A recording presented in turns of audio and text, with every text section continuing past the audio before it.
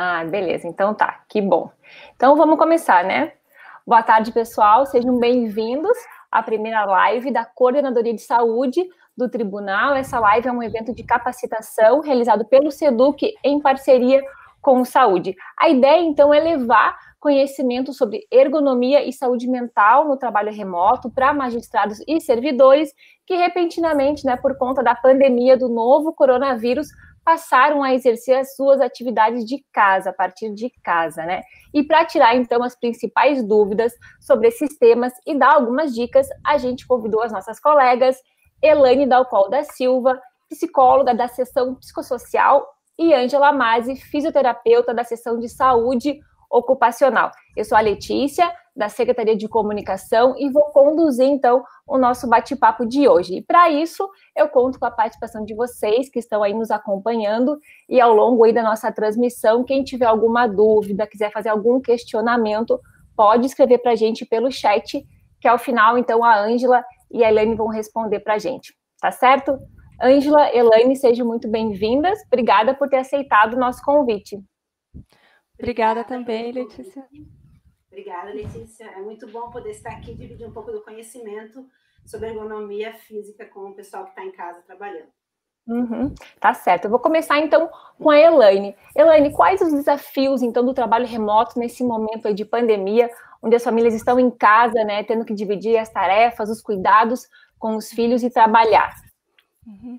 Então, Letícia, os desafios que eu tenho observado, né, nesse momento, além da própria pandemia em si, né, que já é uma novidade aí na nossa vida, uma contingência que colocou todos nós para trabalharmos de forma diferente do que a gente está acostumado, né? Então, a gente passou a colocar... Vocês estão me ouvindo? Está tudo certo com o som? Então, a gente passou a ter que lidar com várias coisas novas que a gente não precisava lidar tanto ou que não estavam tão presentes, né?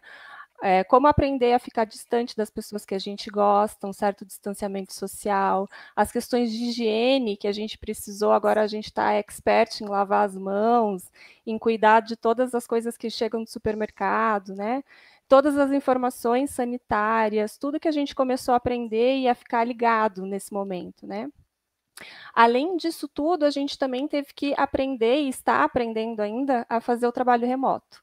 Isso coloca vários desafios, como você colocou, né, Letícia? A gente está tendo que lidar com tecnologias. Eu acho que a gente aqui no TRT já tinha um pouco dessa questão um pouco consolidada, né? A gente já tem boa parte do nosso trabalho feito com o uso das tecnologias.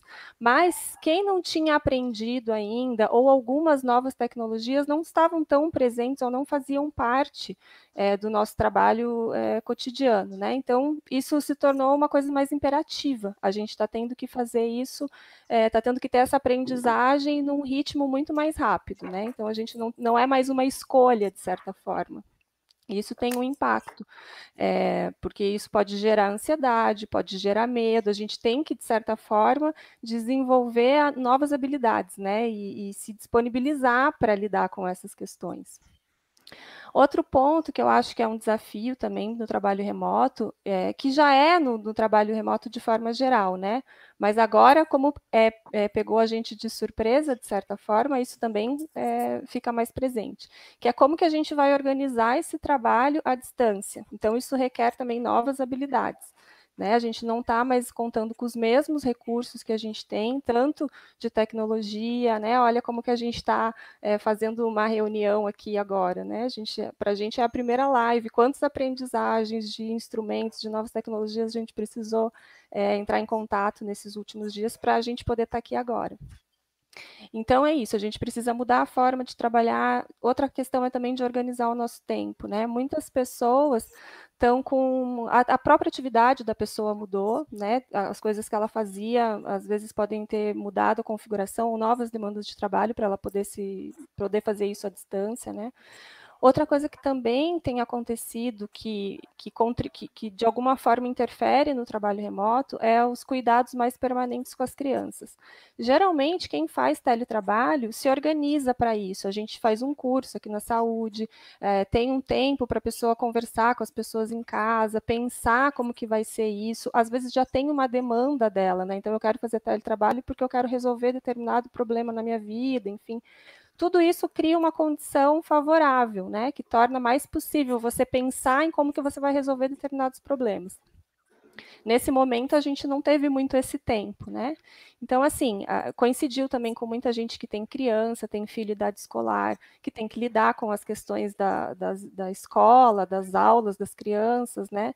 Como que vai organizar isso? Tem gente que tem, às vezes, um computador, 2 computadores, e daí está a família inteira em teletrabalho, e como que vai lidar com isso, né? Então, isso vai requerendo para a gente novas habilidades e várias formas da gente pensar como que a gente vai gerenciar tudo isso, né? Pessoas que também têm cuidados com os idosos e outras questões das mais diversas, né? Tem gente que fica muito preocupado com as questões econômicas, com as questões sociais, com as questões políticas. A gente também tem que pensar que muitos dos nossos servidores, né, e magistrados trabalham com a questão social diretamente. E isso também tem um impacto no trabalho deles, subjetivo, né? Naquilo que eles vão precisar lidar, nos tipos de processo, nas preocupações com relação à prestação jurisdicional. Então, isso também são novas questões que aparecem aí e podem estar postas no trabalho remoto. No meio disso tudo, a gente tá assim, trocando pneu com o carro andando, e tudo isso gera novos enfrentamentos, né? Muitas preocupações. E também acho que, pensando no aspecto positivo disso tudo, né, a gente tem a possibilidade de construir essa nova forma de trabalho, né? Então, também tenho percebido assim, muitas pessoas aprendendo a se comunicar de outras formas com as equipes, né? Criando outros meios que antes não eram utilizados e que têm facilitado para outras coisas, né? Então, tem alguns ganhos também que a gente vai tendo, vai observando, que vão acontecendo no meio desse caminho, né? Acho que é isso. Uhum. Então, tá certo. Elaine, a Juliana Balbo até fez um comentário aqui no chat. Ela comentou que mesmo quem se organiza está com dificuldade, né, em razão de as crianças não estarem nas creches e em escola nesse momento, né, estarem juntos aí no mesmo ambiente. Bom, as pessoas então comentando também que por conta da pandemia e desse acúmulo de tarefas, né, até a Juliana comentou das crianças estarem em casa o tempo todo com os pais, né, muitas crianças acham que é sábado e domingo, né, porque os pais estão em casa durante todo o tempo, né, as pessoas estão se sentindo um pouco mais ansiosas, mais preocupadas e cansadas. Como lidar melhor com os sentimentos desse momento, Elaine? Esses sentimentos, a ansiedade, uma certa sobrecarga cognitiva, um cansaço emocional, eu digo assim, isso tem sido bastante falado, principalmente na literatura, que trata dessas questões de pandemia, de outros desastres, de coisas assim como a gente está vivendo, quando a gente está vivendo períodos de incertezas, né? E também disso, da gente ter que lidar de sobressalto com situações que não são habituais. Esses sentimentos são bem esperados, assim, isso não necessariamente é uma psicopatologia ou vai levar a um adoecimento mais grave, né? Lógico que é preciso ficar atento para observar se tem algum sintoma que fugiu um pouco do habitual, se você teve que, por algum motivo, parar de fazer algum tratamento de saúde que fazia, né? Então, tudo isso é algo que é preciso prestar atenção e ficar atento, e aí, se for o caso, pedir ajuda, né? A gente está trabalhando na forma de trabalho remoto aqui na seção psicossocial, então a gente tem o serviço de atendimento, de orientação, acolhimento e orientação psicológica para todos os servidores e magistrados que também precisarem dessa atenção. Pensando na pergunta que você colocou aí do chat, né? Sim, eu acho que essa sobrecarga, ela também tem um pouco a ver com isso. A gente está tendo que dar conta de uma demanda que normalmente a gente não daria, mesmo quem está em teletrabalho, porque não é o mesmo teletrabalho, né? A gente está sem a escola, tem gente que tinha pessoas que ajudavam a cuidar dos filhos e não estão tendo essa ajuda, alguém que cuidava da alimentação da família não está tendo essa ajuda, então milhões de questões aí podem surgir. Eu digo que é um balainho de siri, né? A gente puxa uma e vai vindo várias questões juntas. Então, questões de gênero podem surgir, todas aquelas coisas que a estrutura normal não deixa aparecer, ou pelo menos organiza, agora podem estar presentes, né? Então, os principais cuidados que a gente pode pensar em saúde mental, primeiro eu acho que é ter um pouco de paciência com a gente e com quem está à nossa volta. Né? Acho que a gente não é um momento, talvez, de a gente ter grandes expectativas sobre as nossas performances, tanto com relação ao trabalho, quanto com relação à educação dos filhos. Né? São muitas coisas novas para a gente dar conta em pouco tempo. Né? Então, assim, os próprios professores nem sempre estavam adaptados para as questões de ensino à distância. Né? Então, às vezes, as aulas não conseguem capturar as crianças não ficam tão interessadas, crianças menores, às vezes, não têm condição de ficar ali tanto tempo, e aí os pais têm que ficar administrando isso, é mais um trabalho que se soma, né? Então, assim, primeiro ter paciência, aceitar que isso é um limite, acho que isso é o principal ponto, para a gente também não aumentar a sobrecarga que a gente já tem com as nossas próprias demandas internas, né? Conversar também, eu acho que com outros pais que estão tendo as mesmas condições para trocar ideia, né? Às vezes desabafar, conseguir poder ter esses espaços de reflexão em conjunto com outras pessoas. Às vezes a gente conversa pouco sobre os nossos sentimentos, sobre os nossos enfrentamentos, né? E eu acho que esse é um momento que também pode facilitar isso, né? Pode facilitar esse contato, às vezes, mais íntimo. A gente poder falar das nossas vulnerabilidades também nos aproxima dos outros.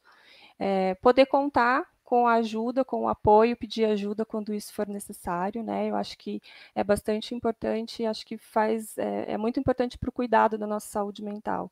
Esses vínculos de solidariedade, de cuidado de um e outro, não ajudam só com quem a gente está conversando, mas ajuda também a gente que está escutando. Então, poder escutar e poder ser ouvido, eu acho que são dicas importantes para o autocuidado, né? Para pensar nessa questão da saúde mental. Poder ter um momento de desconexão, né? A gente está aí, então, tem a escola das crianças que estão virtuais.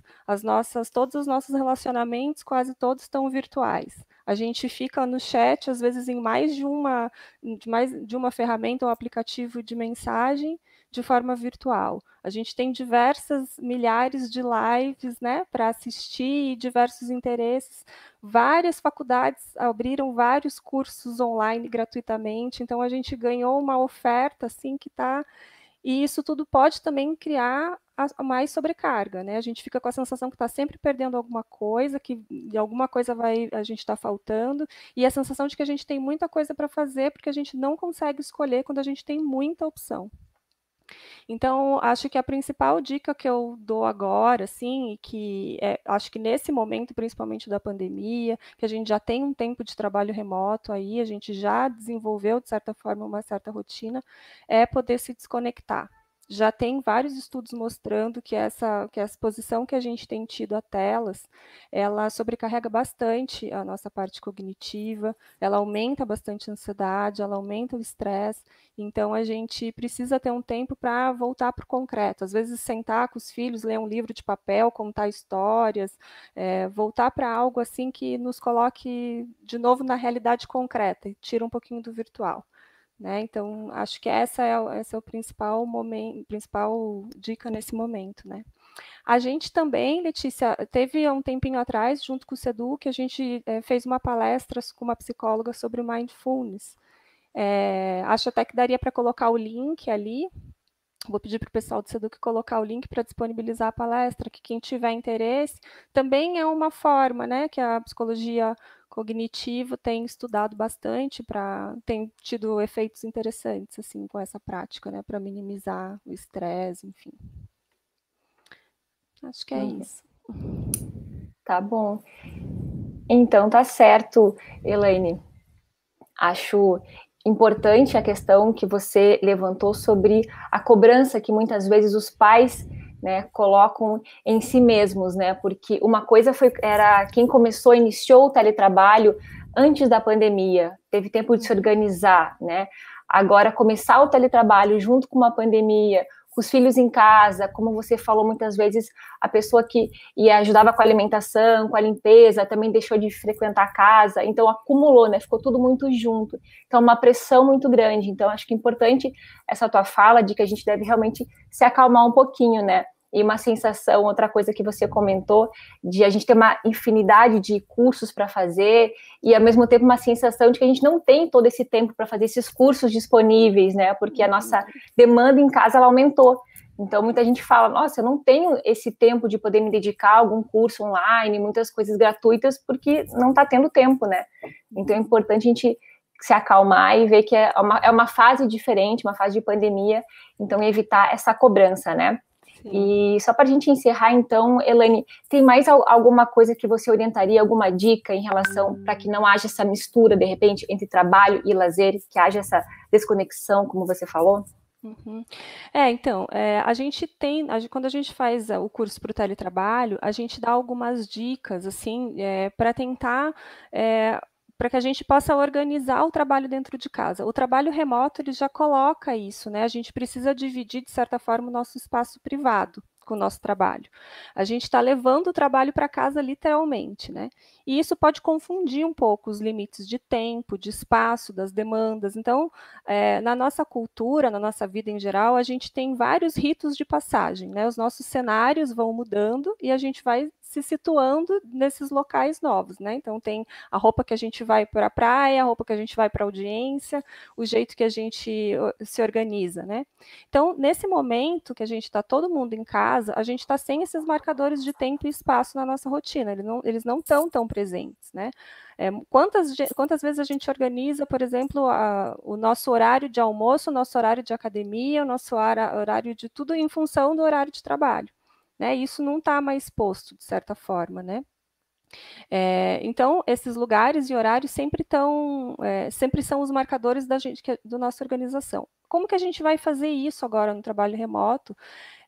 A gente vai ter que criar isso, de certa forma, de uma forma subjetiva. A gente vai ter que criar esses espaços dentro da nossa casa.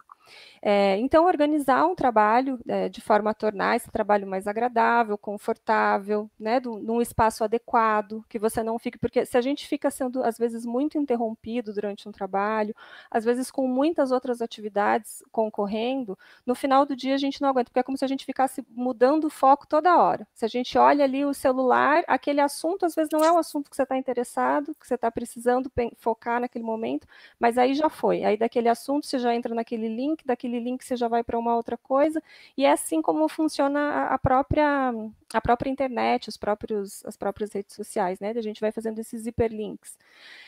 E aí a nossa concentração, isso vai, né? Quando a gente vê, a gente está super estressado, exausto, super cansado, não conseguiu mais fazer nada.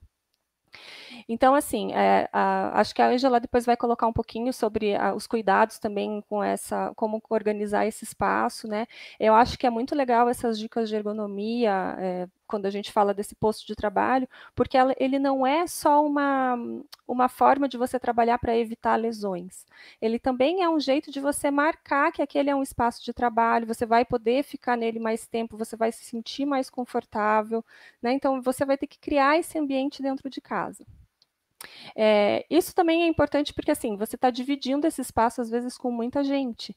E então vai precisar ter alguns tipos de negociação, né? Às vezes você vai usar um espaço que a criança usava para jogar, que um dos filhos usava para jogar videogame, né? Enfim, isso vai requerer uma negociação, uma mudança nesse espaço. E isso tudo é importante que seja conversado e, de repente, trazido todo mundo da família para poder fazer essas negociações, né? Acho que criar um plano de atividade para o trabalho também, acho que é algo interessante, né? Pensar o que é urgente, como a gente está muito sobrecarregado de informações, de repente ver ali quais são as lives, quais são os cursos que são realmente importantes, fazer essas escolhas e poder organizar aquilo que é urgente, aquilo que não é tão urgente, ver o que você pode, sempre avaliar o que você pode deixar para depois, que isso também vai tirar um pouco da sobrecarga, né? E tentar, às vezes, mesclar, aproveitar também que está em casa, né? Às vezes, no tempo da pausa, no tempo do café, você não tem os colegas para discutir uma questão, mas às vezes você pode tomar esse café com os filhos, poder também trazer momentos do lazer, da vida familiar, da vida doméstica, também para esse momento de descontração do trabalho. Acho que isso também é importante. E acho que também uma outra coisa, Letícia, que eu estava esquecendo, acho que definir também um horário de parar de trabalhar, sabe? Porque assim como a gente define um espaço, define um horário de começo, faz lá um ritualzinho, tem o clichê de tirar o pijama, né? Que é isso, acho que poder também definir um horário de finalizar, enfim, encerrar o uso desse espaço dessa forma. Tá certo, então, Elaine. Obrigada pelas dicas, obrigada pelos esclarecimentos até aqui, né? E agora, então, a gente vai falar um pouquinho mais sobre ergonomia. Oi, vocês estão me ouvindo? Tudo certo? Então, tá bom. Vou começar, então, a falar com a Ângela. Ângela, vamos falar um pouquinho sobre um dos principais itens do posto de trabalho, né? Que é a cadeira. Usar, então, a cadeira da cozinha ou da sala é uma boa opção para trabalhar? Então, preferencialmente, a gente precisa ter uma cadeira de ergonomia, né? Quer dizer, cadeira ergonômica, que regule a altura, ajuste o apoio da lombar, a inclinação do encosto, assim como essa que eu estou usando aqui. Mas, se você não quiser investir numa boa cadeira, ou se você não tem uma boa cadeira, você precisa ajustar a cadeira de cozinha ou de sala que você for usar, né? Então, eu montei aqui um rolinho de lombar com uma toalha de rosto, né? Apertei bem e fixei com esparadrapo para você colocar na lombar, para você apoiar, porque provavelmente a tua cadeira não tem essa curvatura que a cadeira ergonômica tem. Você pode, inclusive, colocar um cinto, passar um cinto por aqui para fixá-la, né, por trás, e você tem um apoio da lombar. Normalmente as cadeiras de cozinha e as cadeiras de sala têm uma curvatura bem pouca, né? Não chega a ser suficiente para te manter com a lordose curvada durante o trabalho sentado. Outra questão é a altura, né? Que vai depender da altura da tua mesa. Então, se você tem uma mesa alta, você vai precisar elevar a altura da cadeira para que você fique com essa angulação que eu estou mostrando para vocês aqui, ó. Sempre o ideal é que entre o ângulo entre o braço e o antebraço seja de 90 graus. Então, você entra na mesa com o braço reto, né? Se você não tiver uma cadeira que ajuste essa altura, então você precisa elevar a altura da sua cadeira. Você pode usar almofadas, você pode lançar mão de travesseiros mais firmes, ou preferencialmente a dica que eu dou para quem não quer comprar uma cadeira, mas quer melhorar a cadeira que tem, comprar um pedaço de espuma de densidade de no mínimo 33, né? Para vocês terem uma ideia, essas cadeiras ergonômicas que a gente usa, a densidade varia entre 40 e 50 quilos de material por metro cúbico, né? Então, se você comprar numa loja que vende tecido, espuma, você compra uma de no mínimo 30, 33, você já vai ter uma firmeza e vai conseguir subir. Então, eu recomendo comprar um pedaço de espuma de 5 centímetros, com essa densidade 30 ou 40, e você consegue elevar a sua altura. Neste caso, quando você elevar a altura, você necessariamente vai precisar de um apoio de pés, que a gente vai falar nas próximas perguntas, mas aí vai precisar elevar o apoio dos pés. Mas sim, dá para usar, não é o ideal, mas dá para usar. Vale frisar aqui que uma cadeira ergonômica, ela requer um bom investimento, né? Para vocês terem uma ideia, se você comprar pela internet, ela vai custar no mínimo R$800, né? No mínimo, assim. Então, uma cadeira ergonômica boa é R$1.000, R$1.200. Mas vale o investimento, porque se você perceber uma cadeira por R$300, R$400, vendendo como ergonômica, ela tem só ajuste de altura. E ela não tem um ajuste de apoio de lombar, que é algo essencial, porque cada indivíduo tem a curvatura da lombar dependendo da sua altura, né? Então, essas cadeiras de um valor mais baixo não vale a compra, porque elas não vão te deixar numa postura correta durante o trabalho.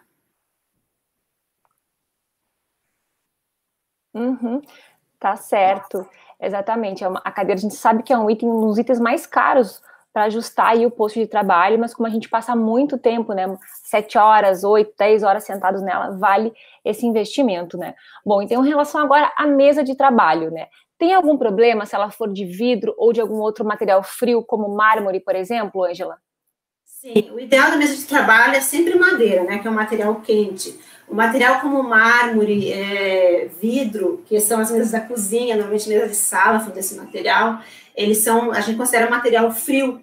e é um material que esfria muito a região do antebraço e acaba diminuindo a circulação sanguínea e o aporte de oxigênio para essa região. E a gente não quer diminuir o aporte de oxigênio, né? A gente quer aumentar para que a musculatura exerça o papel de forma harmoniosa e completa. Então, se você apoiar num tampo frio, você vai vai colaborar para essa diminuição da circulação sanguínea. Então, o que a gente recomenda é forrar o espaço de trabalho com um pedaço de tecido emborrachado embaixo, um tapete de EVA de criança. Se não tiver isso, não quiser ir até o centro, né, comprar numa loja, você pode usar uma toalha de banho ou até mesmo um cobertor, uma manta. O cobertor e a manta tem a questão de ele escorregar enquanto você está apoiando o braço, então eu não acho tão interessante, mas é bem melhor fazer isso do que deixar o braço direto nesses tipos de material, né? Tá certo. E ainda, então, sobre a questão da mesa. Muitas pessoas estão utilizando a mesa da sala de jantar para trabalhar. Quais os cuidados que se deve ter nesse caso, Ângela?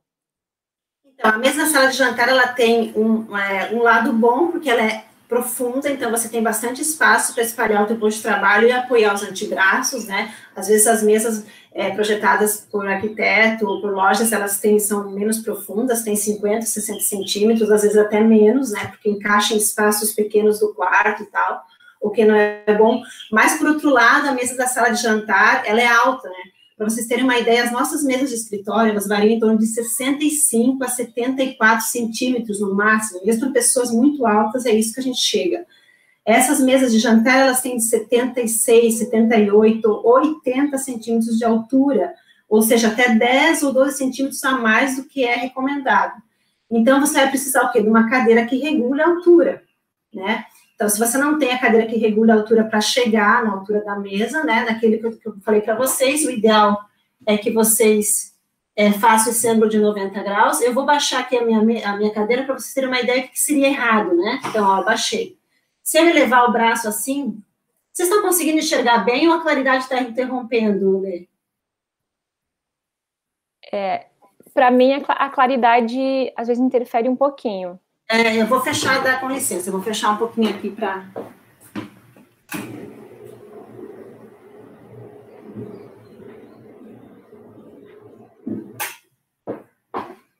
Melhorou?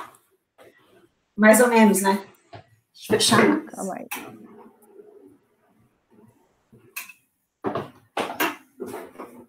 Conforme as nuvens escondem o sol, aumenta a claridade ou diminui. Então, aqui eu baixei... Agora tá bem bom. Tá bom. Eu baixei bem a minha cadeira para vocês perceberem como o meu ângulo diminui, né? E o que eu vou fazer numa situação dessa? Suponhamos que isso aqui é uma mesa alta lá da sala, né? E a minha cadeira não regula a altura. Então, eu vou abrir os braços. Essa abertura enorme aqui é errada. Quando vocês perceberem que isso estiver acontecendo, vocês têm que elevar mais a altura. Então, se o braço estiver longe do corpo, é porque está essa abertura aqui de 10, 12, 15 centímetros, é porque está errado. Ou, para ficar com o braço próximo, eu vou elevar o ombro. Também está errado, né? Eu tenho que estar com o ombro relaxado e com os braços fechados. Então, eu vou levar novamente para vocês perceberem. Ó, essa é a altura correta para mim. Então, eu entro com o braço aqui e eu vou digitar aqui, ó. O braço bem perto do meu corpo, em torno de 5 centímetros só de afastamento. E eu estou com o braço bem relaxado. Então, voltando à questão da mesa, se você não tiver uma cadeira que eleve a altura, você precisa, então, fazer aquilo que eu falei na primeira pergunta, né? Colocar travesseiros ou uma espuma para poder elevar a tua altura e usar um apoio de pés. Tá certo. Uma pergunta também em relação à mesa, Ângela. A profundidade, teria uma profundidade ideal? A profundidade mínima que a gente recomenda é 70 centímetros. Mas quanto mais profunda, melhor. Como eu falei da mesa de jantar, ela é grande, então dá para colocar todo o computador, o notebook e ainda os antebraços, né? Caso a mesa seja pouco profunda, você pode comprar pela internet suporte de antebraço. São 2 suportes que você acopla na lateral da mesa e aumenta o prolongamento da mesa para você apoiar os antebraços, né? O apoio sempre, como vocês estão vendo aqui no meu posto de trabalho, por isso que eu deixei a tela longe, vocês percebem que eu coloquei uma caixinha menor, né? Um livro maior embaixo, para justamente eu poder afastar o teclado e eu ter um apoio completo dos antebraços na mesa. Se eu tivesse colocado livros iguais a esse aqui, né, ficaria mais bonito, porém, o teclado ficaria aqui, e meu antebraço ficaria metade para fora, né? Então, é importantíssimo que todo o antebraço apoie, exceto o ossinho do cotovelo. Isso vai tirar a sobrecarga do ombro, você vai soltar o peso sobre a mesa. Uhum. Angela, eu não sei se tu quiser, de repente, repetir essa parte, porque eu vi que o pessoal comentou aqui que não estava aparecendo na hora a tua imagem, na hora que você estava falando. Agora do apoio do antebraço? Isso, que estava mostrando, Se tu puder mostrar de novo pra gente. É a parte da profundidade ou a parte do apoio? A parte do apoio. Ah, tá, que eu baixei a cadeira, né? Será que foi essa parte? Não, agora mesmo que estava mostrando. Ah, essa do apoio, tá. Isso, do apoio. A profundidade mínima que a gente recomenda é 70 centímetros, né, de profundidade. Quando a mesa tem menos do que esse espaço, às vezes tem mesa de 40 centímetros, o que a gente pode lançar a mão é usar 2 suportes de antebraço, você compra pela internet, é só procurar suporte de antebraço para a mesa, você compra um par, e você fixa aqui, e aumenta o prolongamento para poder apoiar os braços, para o braço ficar completamente apoiado, né? Aqui nessa minha mesa, eu tive que ajustar, então, ela tem acho que 55 de profundidade, então, para a gente trabalhar, eu coloquei o notebook apoiado nesse nicho da mesa, coloquei uma caixinha embaixo e um livro. A caixinha eu coloquei justamente menor aqui, para poder ter esse espaço para empurrar o notebook, porque aí assim eu consigo apoiar o braço todo, só deixando o ossinho para fora, que é o ideal, né? Você apoiar todo o braço durante a digitação e uso do mouse e deixar só o ossinho para fora do cotovelo. Para vocês terem uma ideia, o braço pesa em torno de 2,5 kg até 5 kg, conforme o tamanho do indivíduo, né? Então, se o ombro tiver que sustentar isso durante o trabalho, ou tiver que sustentar metade do peso, quando eu apoio essa metade do antebraço, ele sobrecarrega muito, então tensiona muito a musculatura aqui da cervical, dá dor de cabeça no final do dia, dá enjoo, tensiona a região escapular e também, com o tempo, pode levar lesão no ombro, né? Então, sempre o ideal é que você jogue o peso todo do teu braço no tampo da mesa, deixando só o ossinho para fora. Eu acho que sobre a profundidade é isso, né? Então, sim, faltou falar. E o braço da cadeira, eu posso utilizar? A gente não recomenda usar o braço da cadeira, sabe por quê? Ele normalmente deixa aberto o braço. Eu já falei para vocês que a abertura grande assim tensiona os tendões aqui do manguito rotador e a bursa, né? Mas se você não tiver outra opção, né, não quer comprar o suporte de antebraço e tal, você pode utilizar, desde que você nivele a altura do antebraço, do braço da cadeira com a altura da mesa. É comum a gente observar as pessoas deixarem mais baixo, porque o braço não sobe, ou porque a mesa é muito alta, e trabalhar assim. Aí você fica apertando aqui direto aqui na viva da mesa, né? Então, se você quiser usar o braço da cadeira como apoio, mesmo não sendo ideal, você precisa pelo menos nivelar com a mesa. Uhum. Tá certo. E agora, em relação ao apoio para os pés, Ângela, todo mundo precisa usar? Não, isso também é um mito, né? Antigamente no tribunal todo mundo recebia apoio de pés porque achava que todo mundo tinha necessidade. Não, o apoio de pés a gente só vai usar quando a gente precisar usar uma mesa muito alta, né? E você regular, que a primeira coisa que a gente regula, a primeira regulagem que a gente faz no ponto de trabalho é a questão do braço, então é isso que eu mostrei para vocês, do ângulo de 90 graus. Regulou isso, eu vou ver se precisa de apoio de pés. As pessoas normalmente fazem o contrário. Baixa a cadeira para apoiar o pé no chão e o ombro depois que se vire, né? Então, a gente não pode fazer isso. Primeiro, a gente regula a altura ideal para não lesionar o ombro e lá nos pés a gente coloca um apoio. Isso é bem comum de acontecer. Eu pedi para o meu filho montar um bonequinho aqui, ó. Deixa eu achar. Isso, para mostrar para vocês. Então, eu até coloquei apoio de pés já aqui. Esse bonequinho aqui demonstra a posição ideal. Digamos que ele teve que subir a cadeira, né? E aí, a coxa ficou assim. Eu estou assim nesse momento, né? Apenas vocês não conseguem ver. Eu estou alta aqui com a minha cadeira para poder aparecer na câmera, eu estou bem assim. A minha coxa está para baixo. Olhem para a coxa de vocês como é que ela está. Se a articulação do quadril está mais alta que a articulação do joelho, se a tua perna está inclinada. Se você colocar uma bolinha, ela desce fácil. Isso aqui quer dizer que você precisa de um apoio de pés. Então, você vai fazer isso aqui e vai colocar um apoio de pés para sentar na cadeira de forma correta, tá? Ó. Então, há 3 sinais que a gente repara quando há necessidade de usar o apoio de pés. É a coxa estar para baixo, então a coxa inclinada para baixo, mesmo que um pouco, já é suficiente para trancar a circulação, né, trancar o retorno venoso, e aumentar a varize, varicose, dar um cansaço na perna, né, no final do dia tá com aquela fadiga, aquela sensação de musculatura cansada, porque está dificultando muito o retorno venoso. E também dificulta a incha, né, também incha muito a perna. Então, a coxa caída é um sinal. O outro sinal é se você costuma apoiar o seu pé no pé da cadeira, porque você precisa relaxar a lombar e para isso você está colocando o apoio, que não é legal, porque também tranca a circulação. E o terceiro sinal é você cruzar a perna o tempo todo, né? Quando você cruza a perna o tempo todo durante o momento que você está trabalhando, é porque está faltando apoio e para relaxar a lombar você está apoiando ali, né? Uma perna em cima da outra ou cruzando a perna na própria cadeira. Então é importante ficar atento a esses 3 passos, esses 3 detalhes. Se estiver acontecendo é porque você precisa de um apoio de pés. E o apoio de pés, pessoal, não precisa necessariamente ser um apoio de pés. Você pode usar livros envolvidos com fita para não escorregar um sobre o outro. Você pode usar uma caixa de sapato, colocar algo pesado dentro e para fixar bem e usar uma caixa de sapato maior. Resma de papel, um banquinho, né? Qualquer coisa que dê a altura necessária para você ficar com o pé firme. Você precisa ficar com o pé bem firme no chão, não só a ponta, o pé inteiro, de forma que descanse o pé e o joelho fiquem no ângulo de 90 graus. Uhum. Tá certo então. Angela, muitas pessoas estão usando o notebook para trabalhar em casa. Gostaria de saber se a gente pode usar o notebook sem o teclado e sem o mouse, se isso é certo. Isso é uma pergunta bem frequente e a gente percebe bastante nas avaliações dos postos de trabalho. Eu montei já o meu aqui para vocês perceberem, então, não, o notebook não pode ser usado, assim, é pagamento com cartão de crédito de uma lesão futura, né?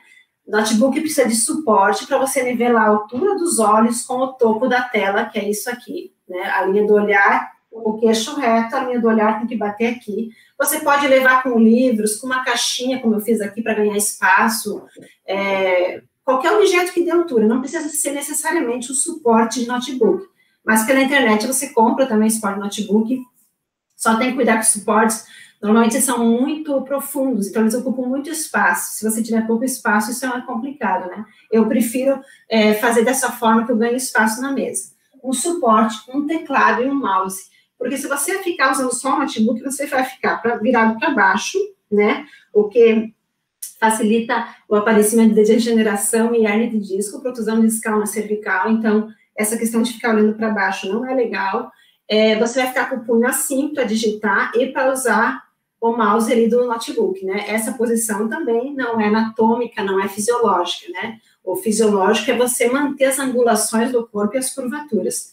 Então, essa posição é errada, com o tempo você vai ter uma tendinite, provavelmente nos punhos, no cotovelo, que é o bem comum de quem usa notebook por longo tempo, é ter epicondilite e ter tendinite no punho. Então, eu acho que vale o investimento. Eu não imagino, não sei quanto custa, mas eu imagino que sejam R$80 um teclado, um mouse também, então é um investimento que vale a pena para no futuro não precisar gastar com fisioterapia, anti-inflamatória e tal, né? Tá. Bom, Angela, e agora quanto aos intervalos para descanso, eles devem ser feitos a cada quanto tempo? E o que a gente pode e não pode fazer durante esses intervalos? Certo. O intervalo recomendado pela NR17 são 10 minutos a cada 50 minutos de trabalho, né? Mas isso é para quem é digitador, trabalha como digitador. Não é o nosso caso. No nosso caso, a gente digita, a gente pensa, a gente lê, né? Então, o nosso trabalho é uma digitação pausada. Então, para nós, o CSJT lançou um manual de ergonomia, acho que em 2018, se não me engano, ou antes, recomendando 10 minutos a cada 1h30 de trabalho, né? O que a gente tem que fazer? Primeira coisa, levantar da cadeira. Dizem que o sentar é o novo fumar, né? De tão mal que a posição sentada faz para o nosso corpo. Então, levantar da cadeira, esticar a coluna para trás para forçar um pouco mais a nossa lordose, a lordose lombar, né, que a gente acaba perdendo durante a posição sentada. E olhar no horizonte o mais distante possível para relaxar os olhos, né, o mais longe que você conseguir olhar, piscar várias vezes, repetidamente, que ajuda a lubrificar os olhos. O que não pode fazer? Aproveita tomar um café, tomar uma água, né? Vai no banheiro, faz o lanche na hora do lanche. O que não pode fazer? Exercitar as mãos, porque a gente quer que elas fiquem pausadas, fiquem em repouso. Então, se você apertar a bolinha, fazer alongamento, exercício, a própria ginástica laboral não é considerada uma pausa. Pausa é descanso. Então, você precisa parar, precisa deixar os tendões da musculatura do braço lubrificarem novamente, reproduzir novamente o líquido sinovial, que foi gasto anteriormente na digitação. E esse líquido já foi comprovado por pesquisa que ele precisa de pelo menos 8 minutos de descanso para ele ser reproduzido e voltar a lubrificar os tendões. Então, por isso que a pausa é de 10 minutos. Tá certo, acho que essa dica é bem importante, né, Ângela, porque às vezes a gente faz a pausa, aproveita, faz a ginástica laboral, achando, né, que tá fazendo algo bom. Então, o ideal é realmente, além da ginástica laboral, também fazer essa pausa. Isso, pausa é pausa, ginástica. Ou também vai usar o celular, escrever, digitar ali também, não é. Então, é momento para descansar o punho, não é para apertar a bolinha nem alongar, é realmente deixar descansar a articulação do cotovelo, do punho e do ombro. Uhum. Tá certo. E agora, em relação à iluminação do ambiente de trabalho, o que é melhor? A utilizar a luz natural ou uma luz artificial, Ângela? Então, o ambiente de trabalho, a gente pode iluminar ou com a claridade, com a luz externa, a luz do sol, ou a luz branca, que tanto a luz do sol quanto a luz branca, elas têm um feixe grande de luz azul, a famosa luz azul. Essa luz azul, ela estimula a glândula pineal e hipotálamo a produzir a serotonina, a produzir o cortisol, a produzir hormônios que vão te deixar estimulada a trabalhar, né? Diga às farmácias. Você entra na farmácia, é uma bomba de luz branca para você, para te estimular a comprar muito lá dentro, né? Supermercado também é assim. Então, a luz branca, ela te estimula a trabalhar. Já a luz amarela, ela tende a diminuir esses hormônios e, por consequência, você fica mais sonolento. Então, o local de trabalho tem que ter luz branca, sim, ou luz do sol, né? Agora, se a claridade vai atrapalhando, como agora aconteceu, né? A claridade estava atrapalhando, você fecha a persiana, fecha a cortina e utiliza a luz artificial tranquilamente. Mas tem que ser ou luz branca ou luz do sol para iluminar e estimular a produção de hormônios que te fazem produzir. Outra dica importante a minha janela está aqui atrás e o meu notebook está aqui. Então, a janela tem que estar paralela ao meu computador, né? Se ele tivesse de frente ou de costas, a iluminação ia atrapalhar tanto o meu olho quanto a tela, né, com a claridade. Então, o ideal sempre que o posto de trabalho esteja paralelo à janela. Se não for o caso, né, porque agora em casa, às vezes a gente não pode escolher, então o ideal é fechar, né, se você tiver que trabalhar com a tela de frente ou de costas, o ideal então é você fechar a tela, a persiana, a cortina, para que essa claridade não faça você ficar com o olho fadigado, aumenta as rugas na pele, porque você vai ficar com a pele mais franzida e tal. Uhum. Tá certo, então. Agora eu vou fazer a última pergunta, que a gente tinha aqui separado, depois eu vou abrir aqui espaço para o pessoal que mandou as perguntas para a gente fazer ali para a Elaine e para a Ângela, tá certo? Ângela, então acho que essa pergunta é importante para quem tem filhos, né? Como montar um ambiente, né, adequado, um local de estudo adequado para as crianças que estão em casa fazendo homeschool? Normalmente as crianças ficam em qualquer cantinho que dá da casa, né? E eles, mais do que nós adultos, precisam de uma postura adequada porque eles estão em crescimento, desenvolvimento dos ossos, dos tendões, dos músculos. Então, se eles ficarem 2, 3, 4 meses, que eu acho que vai ser o tempo que a gente vai ficar, 4 horas por dia numa postura errada, ao final eles vão ter uma escoliose, uma hiperlordose, uma cifose já em desenvolvimento. Então, as crianças precisam ter esse cuidado. Primeiro, investir numa cadeira boa, porque aí você vai precisar elevar a altura da criança, porque ela é menor, até o tamanho ideal. As regras são as mesmas, né? Então, 90 graus aqui pro braço, o braço apoiado para escrever, o braço apoiado para digitar, para usar o mouse, o braço todo apoiado. A gente tem que ficar de olho, né? Porque normalmente eles não seguem muito essas regras. Então, elevar a altura no máximo possível da cadeira. Se for uma cadeira fixa, então, elevar com a espuma, como eu falei, com travesseiro, com travesseiros mais firmes, almofadas também mais firmes, né? Aí eu recomendo colocar uma almofada nas costas, uma almofada como essa aqui, para você deixar a criança apoiada na lombar, porque a cadeira não vai apoiar a lombar dela, né? Porque a lombar não está na posição das cadeiras, que a cadeira é feita para adulto. E usar, então, um banquinho para a altura dos pés. Então, você vai apoiar a lombar dela, elevar a altura da cadeira no máximo e colocar os pés apoiados num banquinho. O banquinho é muito importante, porque senão a criança vai ficar com os pés soltos. Isso causa uma fadiga muscular muito grande das pernas dela. E o que causa, assim, aquela vontade de terminar a aula, vontade de ir embora, aquele cansaço que ela não sabe o que é, que ela não tem vontade de fazer a aula, ela nem percebe que é isso, não sabe, mas normalmente é a falta desse apoio dos pés, né? Então você precisa colocar um banco ali, como esse aí que eu mostrei, que é um banquinho que eu já tinha em casa, eu uso aqui com os meus filhos, para apoiar os pés e elas terem a altura necessária para deixar os pés bem fixos, né? Então a dica é essa, manter as mesmas regras que a gente usa para adulto, que eu falei para vocês aqui, usar notebook, usar o mouse. A tela não precisa ser tão alta, né? A tela pode ser da altura normal, daí do notebook, porque a criança é menor. Mas elevar a cadeira na altura suficiente, colocar uma almofada atrás e um banco nos pés para apoiar os pés. Uhum.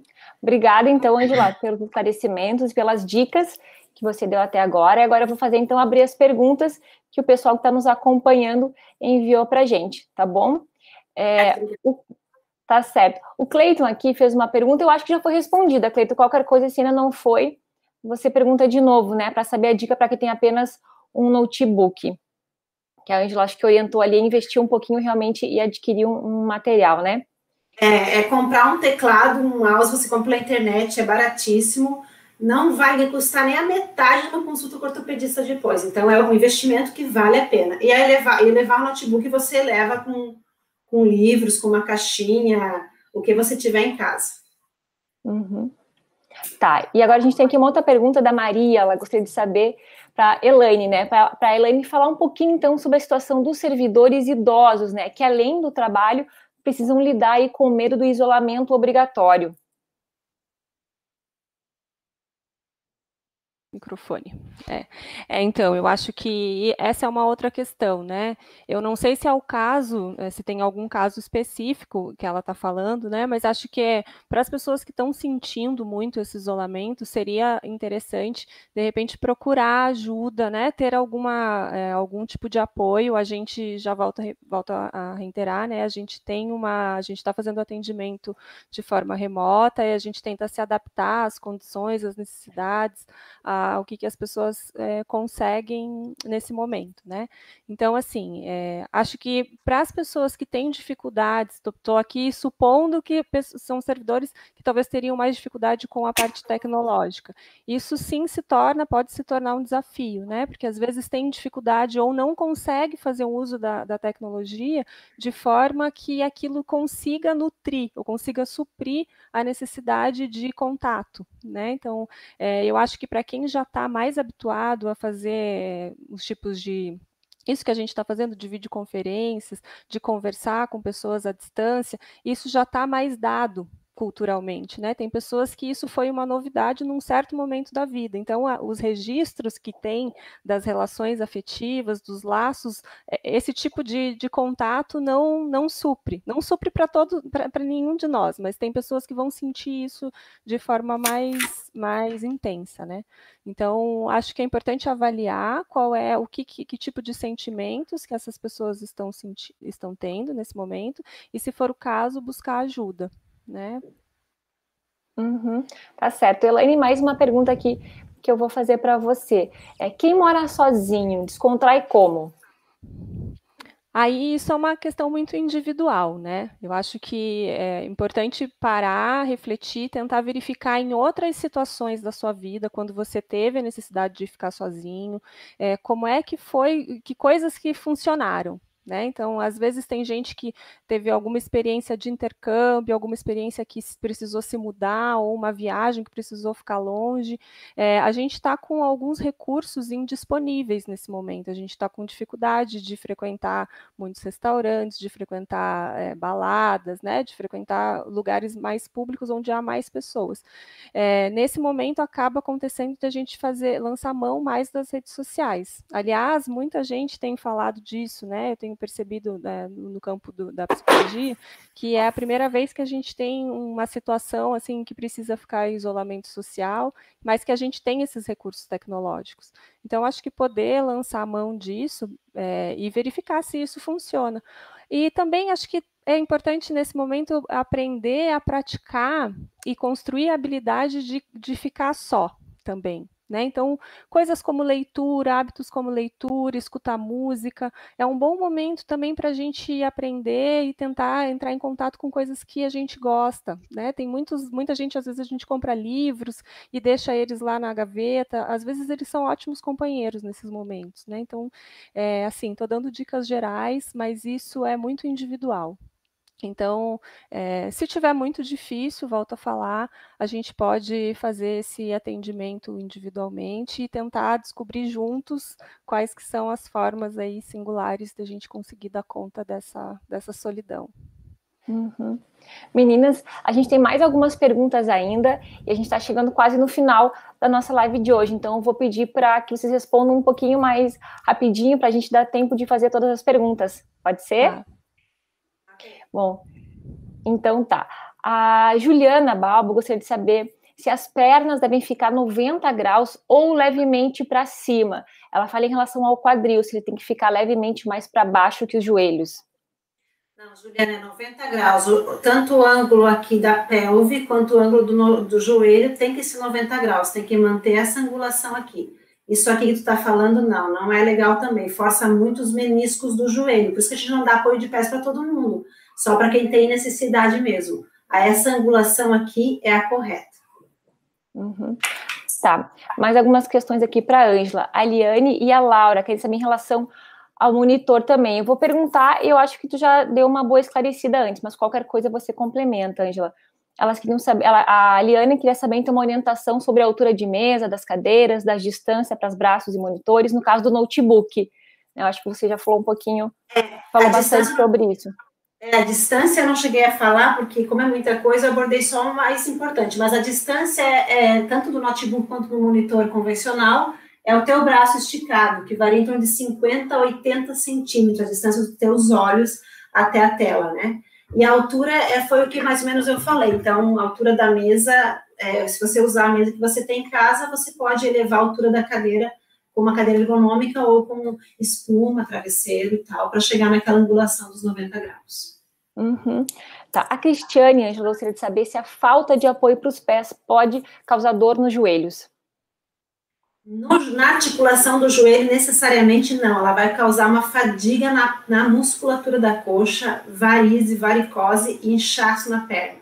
Isso com certeza ela vai dar. Agora, no joelho, ela pode causar, se você usar um apoio muito alto e o joelho ficar dobrado, como eu mostrei antes aqui, ficar assim, aí pode causar dor devido à compressão dos meniscos e até inflamação, se isso se repetir por muito tempo. Mas não, a falta de apoio de pés não causa dor específica no joelho, mas sim na perna toda. E os sintomas são mais venosos, né? Falta de circulação mesmo. Sanguínea. Tá. E a Adriana gostaria de saber se ela pode apoiar os pés nos pés da cadeira.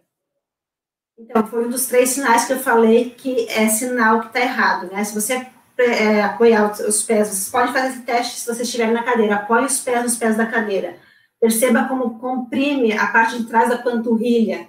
Então, isso dificulta o retorno venoso, vai causar os meus sintomas, fadiga na perna, vai causar inchaço, varizes, varicose. Então, não, apoiar no pé da cadeira não é uma boa estratégia. É sinal que você precisa de um apoio de pés.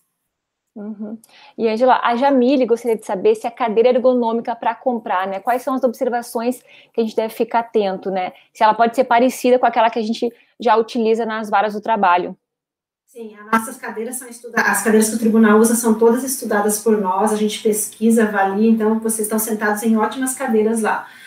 As cadeiras, elas precisam ter regulagem, então, os principais, 5 rodinhas, né, 5 rodinhas, regulagem de altura do assento, regulagem de inclinação de encosto e de altura do encosto, que é essa regulagem aqui, ó, para apoiar essa curva da lombar, onde a minha lombar está. Não precisa ter braço, tá? A cadeira, o apoio do braço nosso tem que ser na mesa. Então, a cadeira não precisa ter braço, mas se tiver braço, tem que ter regulagem, obrigatoriamente. As cadeiras mais baratas, elas têm braço fixo, isso é um problema, porque dependendo da altura da mesa, bate, e aí você não consegue entrar embaixo para apoiar bem os braços na mesa. Então, se tiver braço, tem que ter regulagem da altura dos braços. Tá certo. A Daniela fez uma pergunta aqui também sobre a altura do monitor, mas já foi respondida, né? Isso. E o Sandro gostaria de saber que tu falasse um pouquinho sobre as vantagens de utilizar 2 monitores. Não há vantagem nenhuma, Sandro. Utilizar 2 monitores não é ergonômico para o pescoço, não é fisiológico você ficar girando a cervical o tempo todo, né? Apesar de a gente ter esse giro, né, já previsto na nossa anatomia, não é para ser feito o tempo todo. Então, a vantagem só para quem utiliza é porque facilita você abrir telas e você não precisa clicar no mouse o tempo todo, mas para a cervical, ela não entende dessa forma, ela entende que é um problema isso de ficar girando a cervical. Tanto é que a nossa recomendação para quem tem dor frequente no trapézio, contratura, pontos de fibromialgia, contraturas musculares nessa região das escápulas, a nossa estratégia é orientar que use uma única tela, dividindo a tela em 2, né? Para você girar só com o olho e você resolver o problema. Mas, assim, 2 telas é só por usabilidade mesmo, mas não é recomendável para o pescoço, é um problema. Tá certo. E a Mara faz um questionamento aqui, ela diz que tem dor na parte do antebraço, perto do cotovelo. O que posso estar fazendo ergonomicamente errado para estar sofrendo com essa dor? É a Mara? É a Mara Miller. Oi, Mara, então eu vou pedir para você mandar umas fotos de você sentado no teu posto de trabalho, primeiro da fisioterapia, que a gente avalia para ti, e te recomenda, porque só falando assim é difícil, né? A gente tem que avaliar o posto como um todo, desde os pés até o topo da cabeça, para saber se tem alguma alteração. Tá certo. E, Ângela, a Adriana gostaria de saber, não sei se você sabe, mas de repente a gente fica devendo aqui essa resposta, depois a gente pesquisa aqui. Qual que é a marca e o nome da cadeira utilizada pelo tribunal? Sim, nós temos 3 modelos, da LED, da Flexform com M mudo, LED, que é aquela cadeira mais robusta, foi uma das primeiras que veio, que no início nem todo mundo recebia, depois comprou-se uma leva grande, daí todo mundo tem, né? É uma cadeira que a gente recomenda para as pessoas que têm acima de 1,75 m por aí, né? Porque ela não é uma cadeira para pessoas de baixa estatura, porque ela tem um encosto grande, um assento grande. Nós temos a Brisa Presidente, que é uma cadeira menor, que tem todas regulares, ela tem um ótimo custo-benefício, né? Você compra na internet por mais ou menos R$800. Ela não serve para pessoas muito altas, mas para as pessoas que têm uma estatura em 1,55 até 1,70 é uma cadeira que atende bem. E tem cadeira Work, que é um outro modelo que algumas pessoas usam, mas eu não recomendo porque ela tem uma particularidade que não é muito boa, que é o assento muito comprido. Tá certo, então. Então, assim, a gente encerra, né, a nossa primeira live da saúde. Gostaria de agradecer a todos que acompanharam a nossa transmissão, que participaram com perguntas, com comentários, né? E agradecer em especial a Ângela e a Elaine, que prepararam aí a aula, várias dicas. A Ângela, inclusive, fez um bonequinho ali para mostrar para a gente, ficou muito legal. Obrigada pelo convite, Letícia. Seduc também, obrigada pelo apoio. Lembrando, então, que para quem quiser saber mais, a gente tem um material completo com as dicas de cadeira, os modelos, inclusive, com os nomes que a gente usa no tribunal, as fotos, o tamanho da mesa, tudo na página da intranet. Lá no final, intranet, teletrabalho, entra lá ergonomia. Dentro da ergonomia tem mesa, cadeira, apoio de pés, protetor de quina, acessórios, tem tudo detalhado lá, como medir a altura da mesa correta, como regular a cadeira, tudo que você quiser saber tem na página do teletrabalho na intranet. Obrigada também, Letícia, Sandro, Ângela, foi muito bom fazer essa live com vocês, poder participar, poder ajudar, contribuir com esse momento, né, do teletrabalho. E a gente também fica à disposição, né, aqui na sessão psicossocial, quem quiser marcar, quem quiser entrar em contato para falar de alguma questão mais individual, pode mandar um e-mail também para o psicossocial@trt12.jus.br, que a gente também se disponibiliza a falar pessoalmente, não, né? Falar remotamente com vocês. Tá? Muito obrigada. Letícia, só um adendo aqui. Como a Elaine falou durante a fala dela, nós temos um curso que é específico para os teletrabalhadores oficiais do tribunal, né? E o SEDUC vai oferecer, provavelmente no mês de julho, vocês vão ser informados por e-mail, esse curso de forma autoinstrucional, para quem quiser saber todos os detalhes, né, sobre a regulagem do posto de trabalho em casa e também da parte de ergonomia cognitiva, que é a parte da psicologia da Elaine, né? Então, é só ficar ligado no e-mail que o SEDUC vai oferecer, provavelmente nos próximos dias, no próximo mês, esse curso para quem quiser se aprimorar nesse assunto. E nós também estamos à disposição pelo e-mail fisioterapia@trt12.jus.br para quem quiser tirar dúvidas sobre ergonomia ou até mandar fotos do seu posto de trabalho para a gente avaliar. Uhum. Então tá certo. Obrigada mais uma vez aí pela companhia de todo mundo. Desejo uma ótima semana e até uma próxima.